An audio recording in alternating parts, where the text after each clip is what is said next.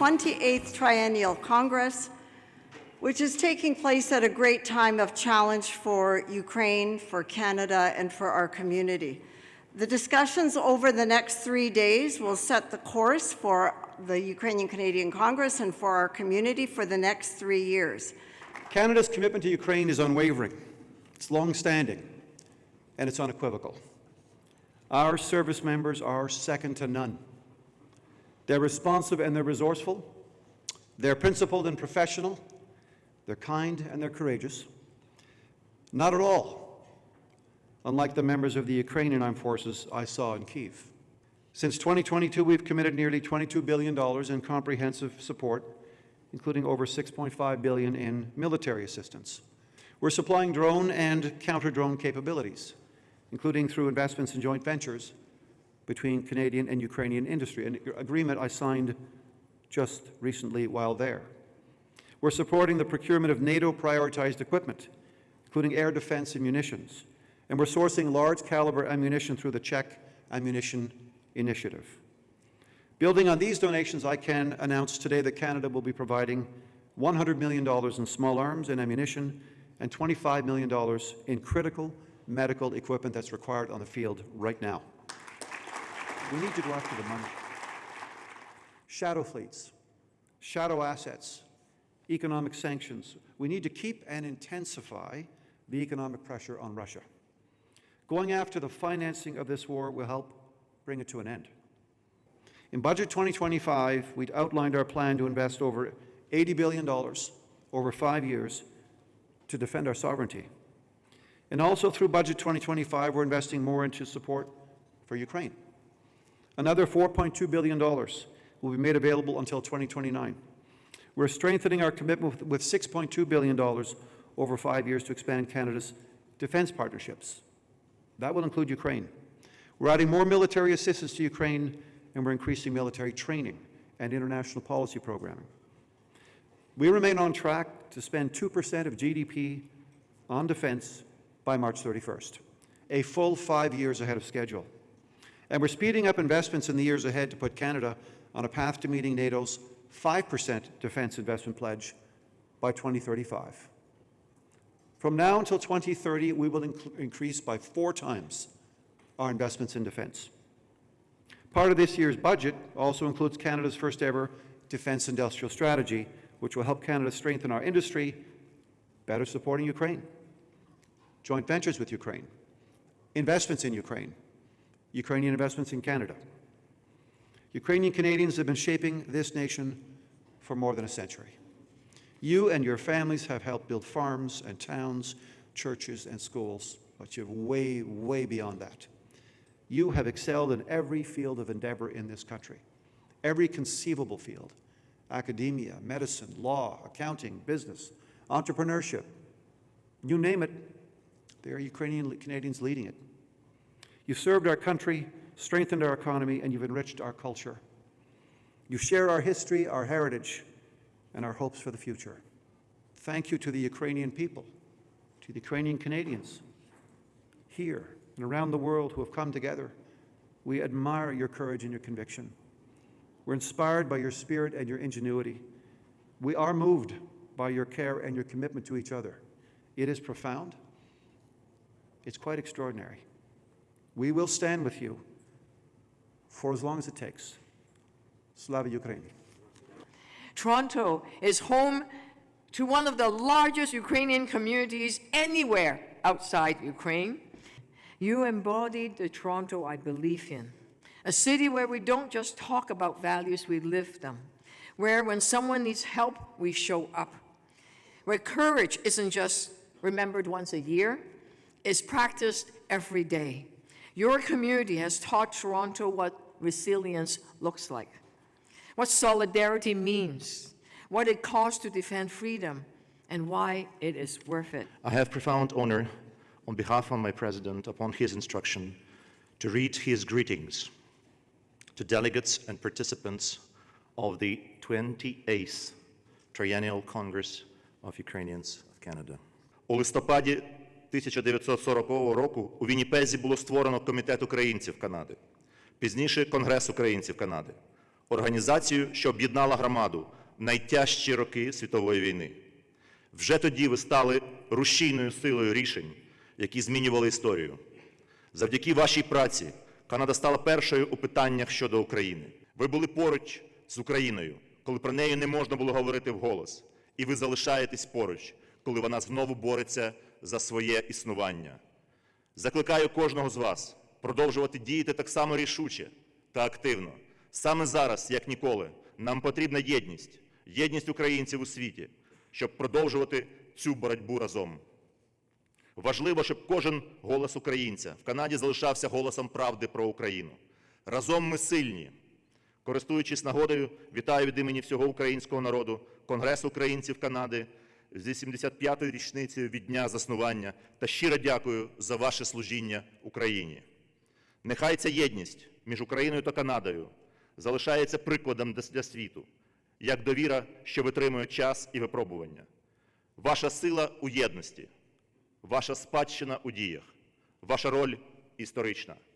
Слава Україні! I also want to just mention that as we're getting here close to the end of November, we know that Holodomor commemoration is coming up.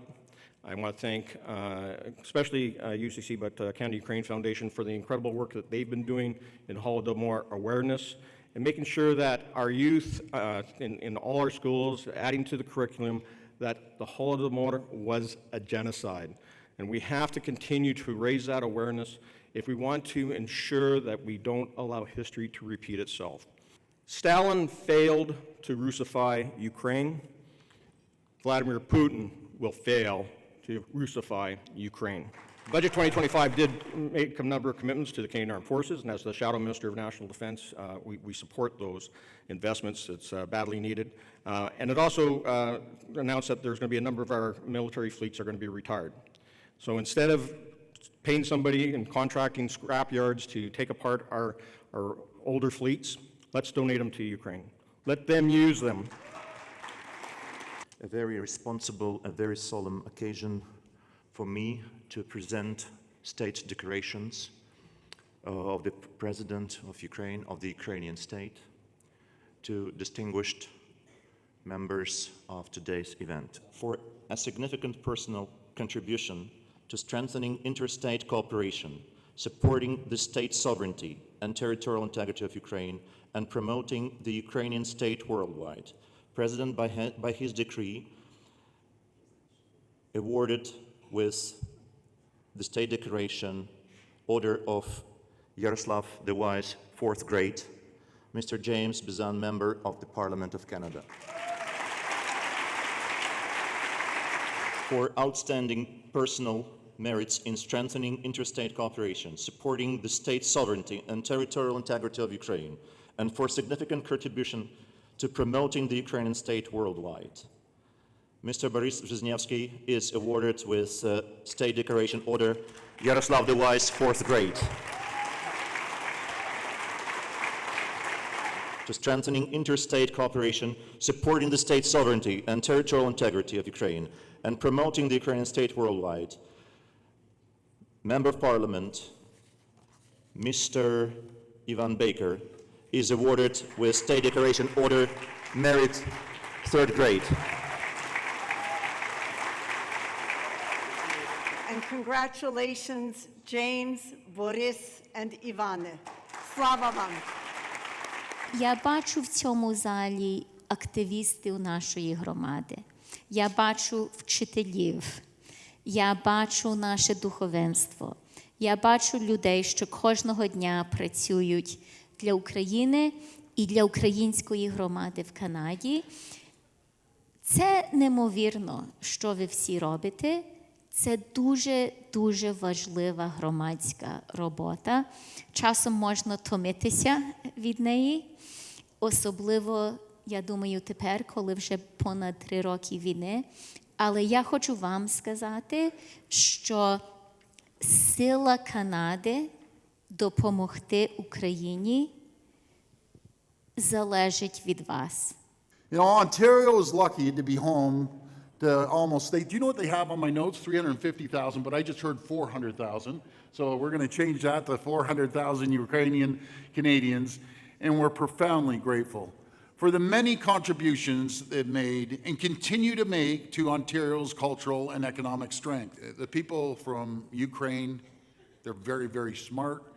They have the work ethic next to anything. They're just hardworking people. You can ask anyone outside of the community. And can we send over more planes, pick up another 50,000 people, and bring them back to Ontario? So, Christy, if you can organize that, we need more Ukrainians here, and because they're just hardworking people, and they create economic development and growth. And we will always support our Ukrainian Canadian communities here at home as well. In support of your work, and thanks to Minister Cho's advocacy, thank you for that, Minister Cho, I'm proud to announce that the Ontario government is investing $50,000 to support the 28th Triennial Congress of Ukrainian Canadians. So thank you. It's been a privilege to be a Ukrainian Canadian in the Senate of Canada. Every day that I step into the chamber, I can hardly believe that I am there. How could a kid born to parents who were refugees, who came to this country after World War II, who lost everything they had, who started with nothing, who started their lives all over again, to be in this place called the Senate of Canada? And every time that I stand up to vote, I get a chill in my spine, because when I stand up to vote, it means, here I stand. Yatut. I want to thank everyone who has supported Canada-Ukraine Foundation through our various initiatives, including our groundbreaking joint CAF-UCC Ukraine Humanitarian Appeal. Your commitment as donors, as member organizations, businesses, philanthropists, and volunteers has been invaluable. And we're truly grateful for your ongoing partnership and generosity. The Humanitarian Relief Appeal was formed in collaboration with the Ukrainian Canadian Congress in January 2022. That's 1 month prior to Russia's full-scale invasion. No one at that time could have anticipated that this effort would raise some $95 million in cash and in-kind contributions. Since then, my notes are old because I saw it was $100 million. I believe that this is the most money raised for a Canadian-Ukrainian enterprise ever. I cannot thank enough. Thank you so much for being with us over the last 30 years. As we enter our 4th decade, please continue to stand with us. Stand with Ukraine and mobilize Canadians for a common goal, a free and prosperous Ukraine. Slava Ukraini! We are a leading, I would hope to say the leading, nationwide charitable organization entrusted to preserve, develop, and promote Ukrainian Canadian arts, community, and education. We do that through building a permanent, sustainable endowment fund. That means we raise money, we invest money, and with the returns from that money, we fund community activities and cultural initiatives and things like that, and retain some of the earnings to ensure that the fund maintains its value over time. We've been in existence since 1963, and the fund has consistently grown in that time. It's not been depleted, and our plan is it will never be depleted, not just in overall value, but in current value at any time. So that we're still getting the benefit of the invested money 10, 50, and 100 years from now. Our mission really remains unchanged, and that is to strengthen the Ukrainian community and to enrich the Canadian experience with Ukrainian Canadian culture. So it's inward-looking for our benefit, it's outward-looking for the benefit of all Canadians. So the theme that I was invited here on was Canada and Ukraine and the support we give. We ain't even coming close. For my criteria was we should have had boots on the ground. Between that and what we're doing now, we've got to consolidate that effort, and we've got to focus that effort, and not just fight the enemy and win, or draw them to a stalemate that makes it impossible that it continues, and ultimately maybe find a longer-lasting solution. But we must also concurrently look at how we're going to use that experience of war to build the nation stronger.